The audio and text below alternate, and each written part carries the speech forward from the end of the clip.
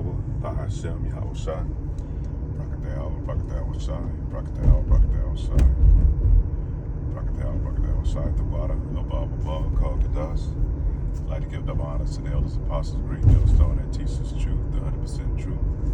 Do a quick impromptu early morning.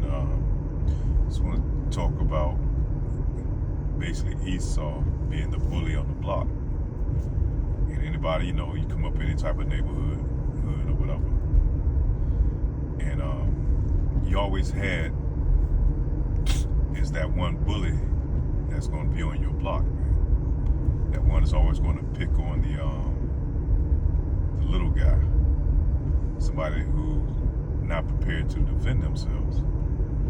And that's how Esau Edom is, man. She's been the big bully on the block, mainly when break it down, really Babylon the Great, man. It's been the big bully that picks on all the other little nations, or all the nations underneath her, because right now he is in rulership. And how did he get to become in rulership? Because the Lord ordained it, man.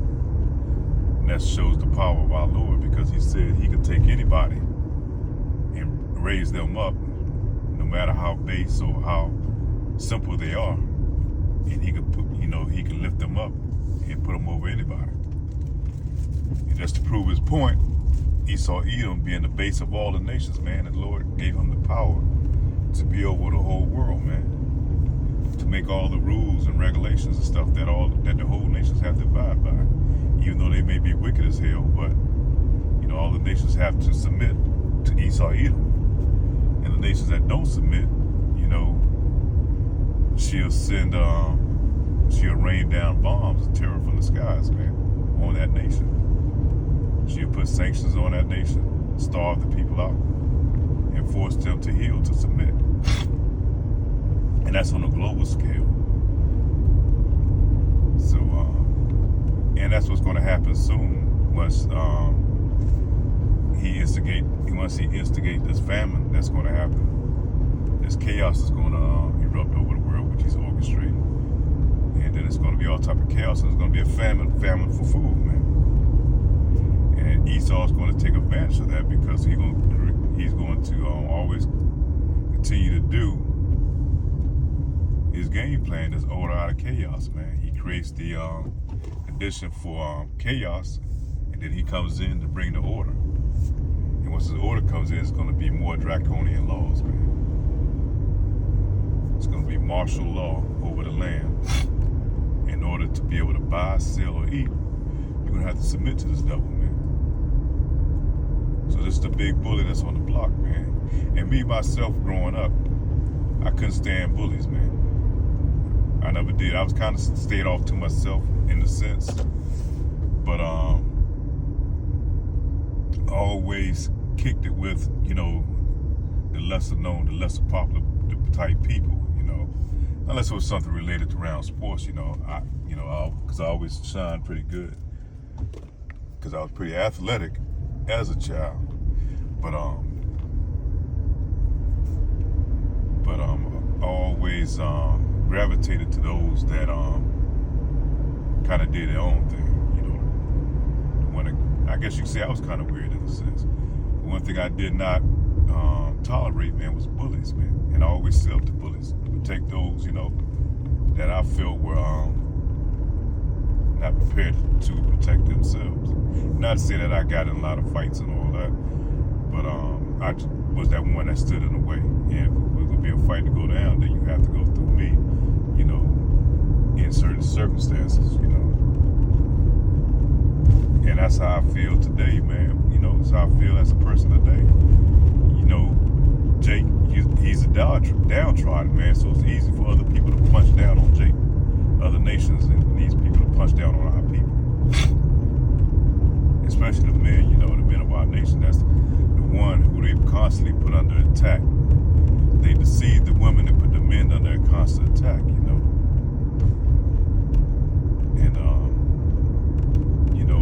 and always been the one who went against the, sided with most of the bad guys in the movies, because usually the bad guys was the underdog, in some of these movies, like with the cowboys He always tried to make the Indian out to be the bad guy. So I always sided with the Indians, man. I was rooting for them. You know, not knowing back at that time when I was a child that, you know, those were our people. That's the Northern Kingdom. And some of us, a lot of us Jakes over here, we're those so-called Indians, you know. You know, because all the deception we really don't know, you know. Some of us we're already native here to these lands. He just categorized you all as just being black, you know, that way he can keep further hiding the truth of who we are, you know, who we were as a people. So I always hated the bully, man. I always hated those guys that they always portrayed themselves as being the good guy, but the whole time they were the bad guy, man. And that's where it is today, man. So, you know, when I received this truth, I knew that that's something that, you know, that catered to who I was, man. Or I catered to it because, like I said, we fall into this truth because we were already called from the beginning. And Lord will, I'm able to endure, man, to ride this thing on out, to see this bully being taken out of position. And it's a beautiful thing to witness because you can see the power that's slowly being removed, man, from this devil, man. You seeing it slowly being revealed who he is as being the wicked. He wasn't the good guy all along, you know. Even though he wore the white hat, but he was the bad guy underneath. He was the one that was stealing land, poisoning the food, you know, stealing kids, butchering women and children and the elderly. He came up with these unrighteous decrees, man, over the people, try to starve them out to make them submit. Look what he did to the natives that was here, the so-called Indians. He killed all the buffaloes, man, and forced them on inhospitable lands where they couldn't grow anything, and forced them and made them force them bow their knee in order to be able to eat by accepting the government handouts, man. And same thing he do to our Southern Kingdom tribes, man.